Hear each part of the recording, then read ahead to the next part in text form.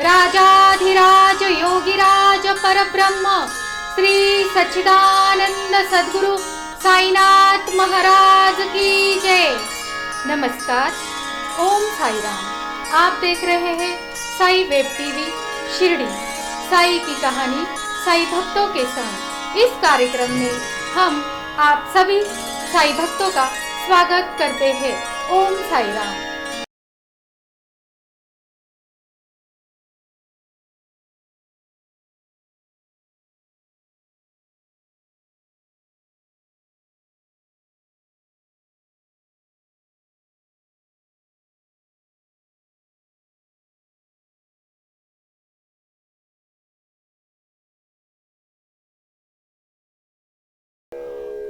ओम साई राम।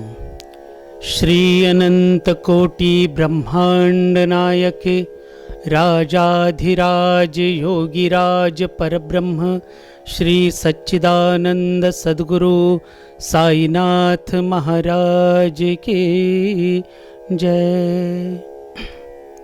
आइए भक्तों, फिर से एक बार साई वेब टीवी शिरडी साई की बातें साई भक्तों के लिए इस सुंदर से कार्यक्रम में आप सभी साई भक्तों का हम दिल से स्वागत करते हैं।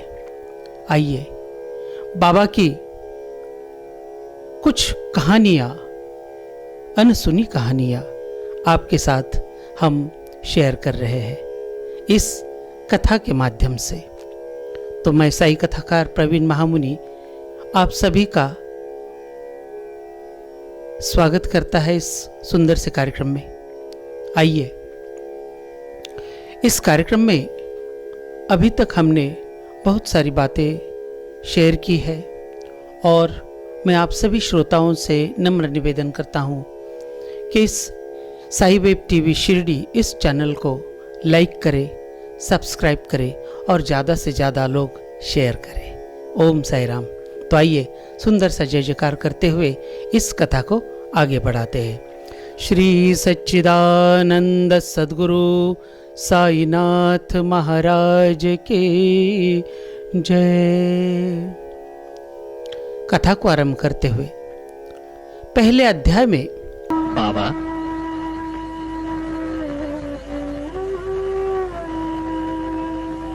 बहुत दिनों से कुछ कहना चाहता हूँ। कुछ कहना नहीं, लिखना चाहते हो? जी हाँ बाबा, मन में इच्छा है कि आपकी जीवनी, आपकी कहानी, मानव जाति पर किए हुए आपके अनेक उपकार, एक एक चमत्कार, इन सब को एक किताब में इकट्ठा कर दूं। हे माया, तत्विद्युत प्रणिपातेन परिप्रश्नेन सेवया उपदेशन्ति ते ज्ञानम ज्ञानिनस् तत्वदर्शिना। थोड़ी देर पहले दीक्षित यही कह रहे थे ना? जी हाँ बाबा। जरा गौर से सोचो तो इसका मतलब है गुरु सिर्फ ज्ञान ही नहीं देता बल्कि अज्ञान भी दूर करता है। अज्ञान दूर होने से ज्ञान पैदा होता है। क्यों दीक्षित, ठीक है ना? जी हाँ बाबा, बिल्कुल ठीक कहा आपने। अपने बाबा, अपने गुरु का ज्ञान ही तो है जो मन को ये किताब लिखने को बार बार कहता है। अच्छा, अल्लाह मालिक। इस ग्रंथ के रचयिता लेखक श्री गोविंद रघुनाथ दाभोलकर जी ने, जिन्हें बाबा प्यार से हेमाड़ पंत कहते थे, उन्होंने इस कथा के आरंभ में ही श्री गणेश जी की वंदना की है। श्री साईं बाबा को गणपति का अवतार मानते हुए बाबा को इस कथा का आरंभकार मानते हुए श्री गणेश साईं बाबा समझकर गणपति बाप्पा को ध्याते हैं। उसके उपरांत बुद्धि के देवता सरस्वती मां को साष्टांग प्रणिपात करते हैं, दंडवत करते हैं, जिन्होंने यह सुंदर से रचना रचने के लिए यह सुंदर से विचार हेमाड़ पंत जी के मन में डाल दिए। उसके उपरांत इस सृष्टि के रचयिता, पालन करता और संहार करता यानी ब्रह्मा, विष्णु और महेश जी, इनका पूजन करते ही, इनको साष्टांग वंदन करते हुए अपने गुरु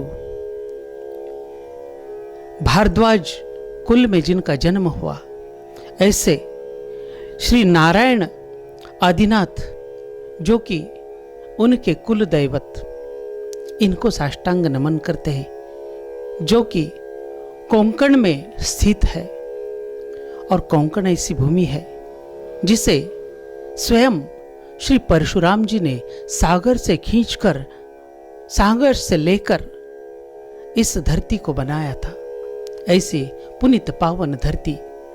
इसके बाद अनेक साधु संत, ऋषि मुनि जैसे कि वेदव्यास, सनक सनंदन, सनत कुमार, नारद, शौनक, वंशम्पायन, वामदेव, वशिष्ठ आदि सारे ऋषि मुनियों को वंदन करते हुए आज के आधुनिक युग के सभी संत यानी निवृत्तिनाथ, ज्ञानेश्वर, सोपान, मुक्ताबाई, जनार्दन, एकनाथ, तुकाराम आदि समस्त संत, साथ में नरहरि सुनार, ऐसे अनेक संतों को वंदन करते हुए इस कार्य की आरंभता में, उसके उपरांत अपने माता पिता को वंदन करते हुए उनका आशीर्वाद प्राप्त करके इस कथा के पाठकों को, वाचकों को और श्रोताओं को वंदन करते हुए सबसे आखिरी में जिनकी यह सुंदर सी कथा है, जिनका यह सच्चरित्र है, ऐसे अनंत कोटि ब्रह्मांड के नायक राजाधिराज योगीराज परब्रह्म सच्चिदानंद समर्थ सद्गुरु साईनाथ जी के चरणों में कोटि कोटि वंदन करते हुए इस कथा को आरंभ करते हैं। देखिए, इन सबको वंदन करने के बाद एक सुंदर सी कथा आती है।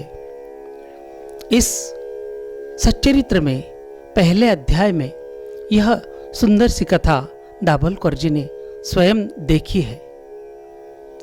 एक दिन स्वयं दाभोलकर जी सवेरे सवेरे, लगभग 1910 की बात है, और उस साल स्वयं दाभोलकर जी सवेरे सवेरे बाबा का दर्शन करने के लिए द्वारका माई पहुंचे।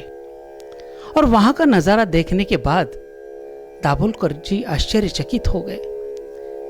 सवेरे बाबा मुंह हाथ धोकर सुचिरभूत होकर उन्होंने एक आटा पीसने वाली जो चक्की होती पत्थर की, उसे लिया। टाट का एक टुकड़ा उन्होंने फर्श पर रख दिया और वह हाथ से पीसने वाली जो चक्की होती है उसे उन्होंने उस टाट के टुकड़े पर रख दिया। कुछ गेहूं लेकर बाबा वह गेहूं उस चक्की में पीसने लगे। पीसते हुए कुछ बड़बड़ाने लगे, मैं उसको छोड़ूंगा नहीं, आज उसको इस शिरडी से बाहर जाना ही पड़ेगा। जब तक ये साई है तब तक कोई शिरडी में कोई बुरी आत्मा, कोई बुरा, कोई कुछ भी, कोई प्रवेश नहीं कर सकता। देखिए, पता नहीं कौन सा प्रयोजन था बाबा का, लेकिन यह प्रयोजन देखने के बाद स्वयं दाभोलकर जी भी आश्चर्य में पड़ गए। बाबा सवेरे सवेरे चक्की पर आटा क्यों पीस रहे हैं? क्योंकि बाबा के ना आगे पीछे कोई है, ना पारिवारिक कोई है। बाबा स्वयं भिक्षा मांगकर अपना गुजारा करते हैं।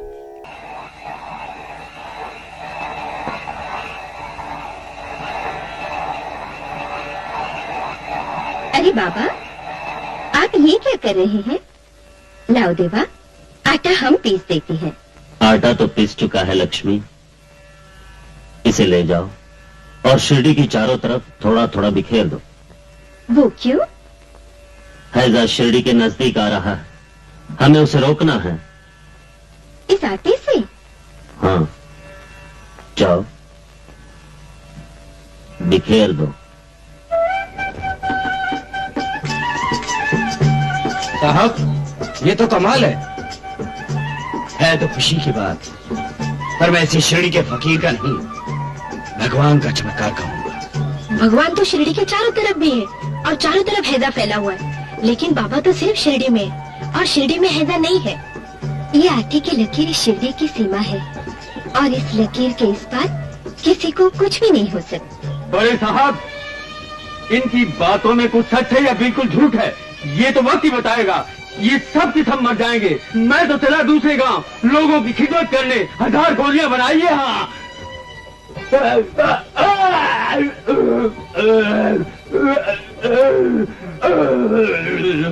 देखा चाचा, शिरडी की सीमा पार की और बीमारी ने पकड़ लिया आपको। अब खाओ 1000 गोलियां एक एक करके।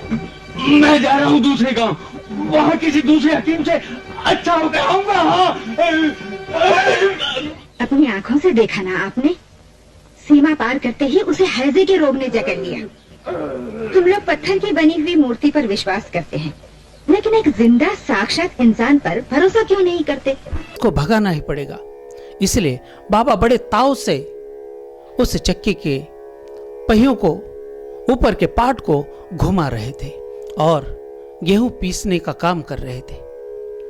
यह देखने के बाद कुछ भक्त आश्चर्यचकित होकर द्वारका माई की ओर चले आए। देखने लगे, अरे बाबा क्या कर रहे हैं? ये कौन सी लीला है? पता नहीं बाबा के मन में क्या विचार चल रहे हैं। बाबा आकाश की तरफ देखकर क्या बड़बड़ा रहे हैं, मैं तुझे छोड़ूंगा नहीं, आज तुझे जाना ही होगा। पता नहीं क्या प्रयोजन है।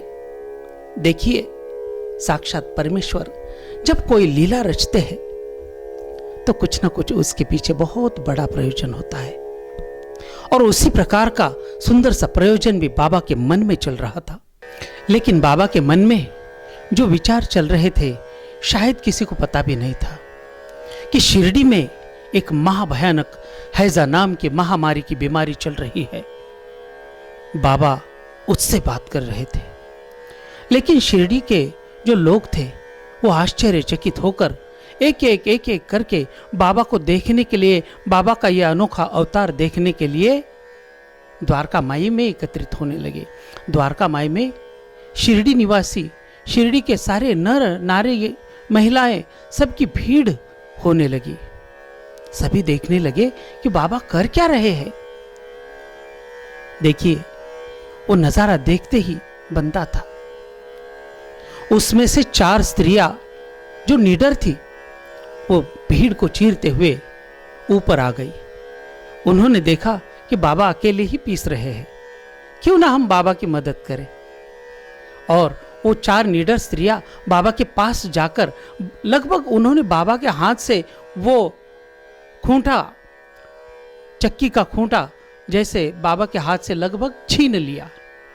बाबा नहीं बोल रहे थे, फिर भी उन स्त्रियों ने वो खूंटा खींच लिया। बाबा थोड़े गुस्सा हो गए, गुस्से से उनको देखने लगे, लेकिन स्त्रियों ने माना नहीं और बाबा का सुंदर सा गुणगान गाते गाते वो चक्की पीसने लगे।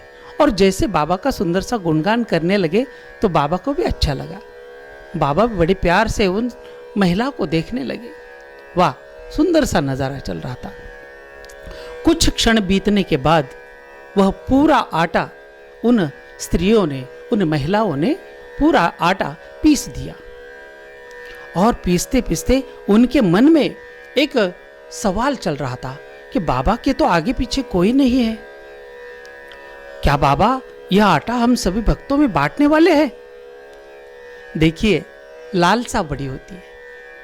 बाबा से कुछ प्राप्त करने की, बाबा से कुछ प्राप्त होगा, इस लालसा के कारण उन स्त्रियों ने वो आटा पीसना आरंभ किया था। जैसे ही आटा पीसकर समाप्त हो गया, वैसे ही उस आटे के उन स्त्रियों ने 4 हिस्से कर दिए, क्योंकि वह सोचने लगी कि बाबा के आगे पीछे नहीं है, बाबा तो स्वयं भिक्षा मांगकर खाते हैं, बाबा को इस आटे की क्या जरूरत है, क्या करेंगे इतना आटा। बाबा ये सब कुछ देख रहे थे। जब तक उन स्त्रियों ने उस आटे के 4 समान भाग किए और अपने अपने हिस्से का आटा वो अपने घर में वापस लेकर जाने लगी। तब तक बाबा शांत थे, लेकिन जैसे ही उन स्त्रियों ने वो आटा उठाने की कोशिश की तो बाबा क्रोधित हो गए और कहने लगे, अरे मूर्ख स्त्रियों, तुम्हें पता है ये तुम्हारे बाप का माल है, इस आटे को तुम्हारे बाप ने खरीदा है, व्यर्थ ये आटा लेकर अपने घर को जा रही हो। पता है यह क्या है? साक्षात बीमारी अपने घर को लेकर जा रही हो। कुछ समझ में आता है? बाबा जैसे गुस्सा हो गए वैसे उस स्त्रियां भी डर गई। पता नहीं कौन सा अपराध हमारे से हुआ है, उनको पता ही नहीं चला। डरते हुए उन स्त्रियों ने वो आटा नीचे रख दिया। तो बाबा ने कहा, अरे ये हैजा नामक बीमारी है, इसको अपने घर में लेके जाओगी क्या? अपने पूरे परिवार को बीमार करके छोड़ोगी? जाओ जाओ, इस बीमारी को इस शिरडी गांव के सीमाओं पर बिखेर कराओ। कुछ सेवकों को बाबा ने आज्ञा की। बाबा की आज्ञा का पालन करते हुए वह पूरा आटा जिसमें बाबा ने थोड़ी सी ऊदी मिलाई और वह ऊदी मिश्रित आटा उन भक्तों ने शिरडी की सीमाओं पर बिखेर दिया। यहां बाबा बड़बड़ा रहे थे, अब वह बीमारी कभी नहीं आएगी, उसका शिरडी में प्रवेश बंद है, वो नहीं आ सकती, क्योंकि जब तक साई है तब तक शिरडी पर कोई आंच नहीं आ सकती। बाबा आज भी शिरडी पर कोई आंच नहीं आने देते, क्योंकि बाबा स्वयं सिद्ध शिरडी के रक्षण करता है। बाबा स्वयं सिद्ध इस विश्व के रक्षण करता है। इसलिए जो भी भक्त बाबा के चरणों में अनन्य भाव से जाए, बाबा उसकी रक्षा अवश्य करेंगे, क्योंकि बाबा भक्तों के बस में है। उसी प्रकार आज इस कोरोना की बीमारी में सारे विश्व में कोरोना के रुग्ण हैं, लेकिन जो बाबा के परिक्रमा में जो भक्त यहां शिरडी में सम्मिलित हुए, वो कोई भक्त आज कोरोना नामक इस बीमारी में पकड़ा नहीं गया, या इस बीमारी ने उस भक्त को पकड़ा नहीं। यही तो चमत्कार है, यही तो विश्वास है, यही श्रद्धा है और सबूरी का फल है। बाबा हमेशा भक्तों के लिए अपना पूरा शरीर, अपना पूरा जीवन त्याग दे।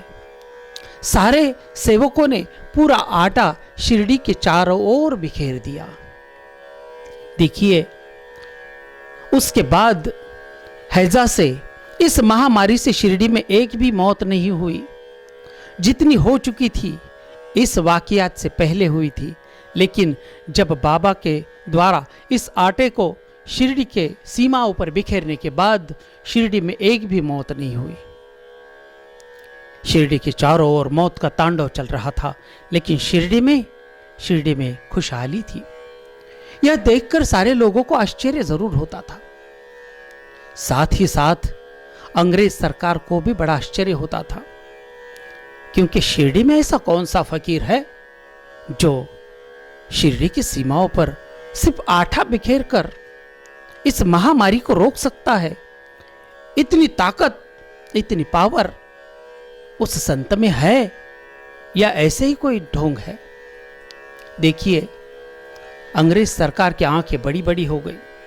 सोचने लगे कि इस संत को एक बार जाकर देखना पड़ेगा, इनके साथ बैठकर उनके साथ बातें करनी पड़ेगी।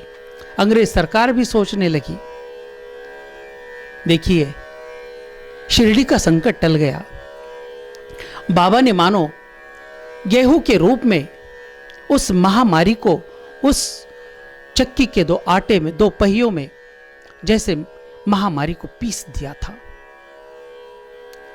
भक्ति और कर्म का जो दो पाठ है, भक्ति और कर्म के दो पाठ में ज्ञान का खूंटा लगाकर बाबा ने इस महामारी को पीस दिया था। और इसके चलते आप सही भक्तों के लिए बाबा का एक सुंदर सा पाठ, यानी कि एक सुंदर सा दोहा आपके लिए है, क्योंकि भक्ति कर्म दो पाट के, भक्ति कर्म दो पाट को, बाबा ज्ञान का खूंटा लगाए। भक्ति कर्म दो पाट को, ज्ञान का खूंटा लगाए। बाबा पीस रहे हैजा को, भक्त बने खुशहाल रे मनुआ, भक्त बने खुशहाल। ज्ञान, ज्ञान का खूंटा जब इस हैजा नामक गेहूं को पीसने लगा, तब उसका पीस कर आटा बना दिया बाबा ने। वैसे ही एक बार कबीर दास जी अपने गुरु निपट निरंजन जी को कहते हैं कि मैं इस काल चक्र की इस चक्की में पीस कर बड़ा व्यथित हो गया हूं। तो कबीर दास जी के गुरु कहते हैं,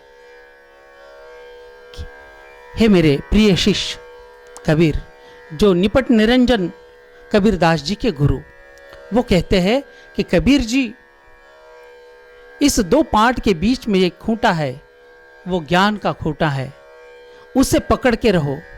चाहे हमारे जीवन में कितने भी उतार चढ़ाव आए, दुख आए, कुछ भी आए, लेकिन ज्ञान का ये सुंदर सा खूंटा पकड़े रहो, अपना जीवन सफल हो जाएगा, तुम्हारा जीवन सफल हो जाएगा। इसीलिए हर भक्त ने यह ज्ञान का खूंटा पकड़े रहना है। बाबा यही कहते हैं कि जब तक श्रद्धा और सबूरी के साथ रहोगे, तब तक यह साई आपके जीवन में कभी दुख आने नहीं देंगे। इसीलिए इस कथा के साथ मैं आपसे एक निवेदन करना चाहूँगा कि जैसे हर भक्त शिरडी आते हैं, बाबा का दर्शन करते हैं, चावड़ी, द्वारिका माई, गुरुस्थान, खंडोबा मंदिर और मुख्य समाधि मंदिर का दर्शन करने के बाद मैं आप सभी भक्तों से निवेदन करूंगा कि एक बार जहां पर बाबा ने यह आटा डालकर हैजा नामक बीमारी महामारी को रोका था, ऐसे पवित्र शिरडी धाम को एक परिक्रमा जरूर करें। यह परिक्रमा साधारण नहीं, बाबा का नाम जपते हुए यह जो भक्त बड़ी श्रद्धा और लगन से परिक्रमा करेगा, बाबा स्वयं उसके परिवार के आरोग्य की जिम्मेदारी अपने ऊपर लेंगे। आरोग्य की रक्षा के हेतु यह परिक्रमा हर भक्त, जब भी मंदिर खुलेगा, यह लॉकडाउन के बाद जब मंदिर खुलेगा, तो हर भक्त जो भी शिरडी आएगा एक परिक्रमा अवश्य करे। यह मेरी आपसे अपील है। इस कहानी में आपने आज बाबा का ये सुंदर सा चमत्कार सुना। ऐसे ही आने वाले सभी एपिसोड्स में हम बाबा की ही बातें करेंगे, क्योंकि यह चैनल के माध्यम से आपसे मिलने का, आपसे जुड़ने का, आपके साथ ढेर सारी बातें करने का अवसर आज स्वयं सिद्ध साईं बाबा ने इस नाचीज भक्त को दिया है। मैं आप सभी का शुक्रगुजार हूँ, क्योंकि आज सारे तीर्थ में एक तीर्थ जो शिरडी धाम को माना जाता है, कहते हैं सारे तीर्थ बार बार शिरडी धाम एक बार, सारे तीर्थ बार बार शिरडी धाम एक बार। इसलिए बड़ा प्यारा सा भजन आपके लिए, सिर्फ 2 लाइन। काहे को तीर्थ जाता रे भाई, काहे को तीर्थ जाता, काहे को तीर्थ जाता रे भाई, काहे को तीर्थ जाता। शिरडी जाकर साईं देखो, शिरडी जाकर साईं देखो, देखो द्वारिका माता रे भाई, देखो द्वारिका माता। काहे को तीर्थ जाता रे भाई, काहे को तीर्थ जाता। दीन दुखी हर कोई बाबा के चरणों में आए, अपना दुखड़ा बाबा को सुनाए, वह सबकी सुनते हैं। आज जो भी भक्त इस कथा को सुन रहा है, मन ही मन में बाबा को ध्याए, वहां बाबा आपकी हर चीज, हर बात को सुनने के लिए बैठे हैं। तो आइए इस चैनल के माध्यम से साई सच्चरित्र का आनंद ले। फिर से एक बार मैं साई वेब टीवी शिरडी के माध्यम से सभी साई भक्तों को नम्र निवेदन करता हूं कि इस चैनल को, इस टीवी को ज़्यादा से ज़्यादा लाइक करें, ज़्यादा से ज़्यादा सब्सक्राइब करें और ढेर सारा शेयर करें, क्योंकि बाबा की बातें बाबा के भक्तों के लिए है और ये बाबा की बातें हर भक्त के पास जानी चाहिए, हर भक्त को इसका लाभ मिलना चाहिए। तो आइए हम आप सभी मिलकर बाबा की बातें करेंगे। और आज इस एपिसोड में जितनी भी बातें बाबा की कही है, जैसे हैजा की बीमारी बाबा ने मिटाई, साथ ही साथ में प्लेग की बीमारी, आज कोरोना का दौर चल रहा है, सभी लोग अपने घर में रहे, स्वस्थ रहे, अपने परिवार के साथ रहे, कोई भी भक्त घर से बाहर ना निकले। यह आप सभी से इस चैनल के माध्यम से, साई वेब टीवी शिरडी इस चैनल के माध्यम से मैं आप सभी भक्तों से गुजारिश करता हूं कि कृपा करके अपने परिवार में, अपने कुटुंब में, अपने बच्चों में रहे और अपने साथ अपने पूरे परिवार की रक्षा करें और देश को बचाए। ओम साई राम, ओम साई राम।